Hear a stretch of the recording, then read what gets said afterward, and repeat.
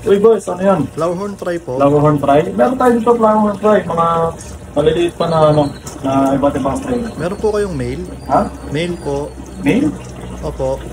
Wala namang ganun. Sabi sa akin ng tropa ko, mail daw na fry ang bilhin ko. Ano sabi? Yung tropa ko. Ang flowerhorn fry, wala talagang gender pa yan. Kasi fry pa nga lang eh. Sabi kasi ng tropa ko, mail daw para may cook. Kano ba budget mo? 150 po.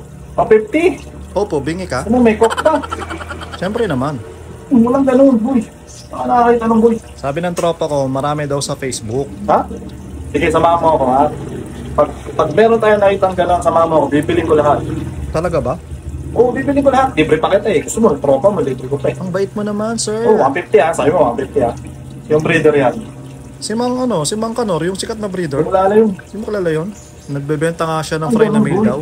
Pag fry lang, wala pang gender yun. Ganun ba yun? Oo, ganun talaga.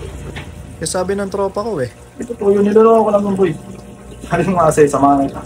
Sige na nga, doon na nga ako bibili. Dito ako Ayaw mo bibili. naman eh. Ang damot mo nga eh, 150 lang, Oo, 150 ko na nga bibilin eh. Wala ka nga sa boy. Walang ganun.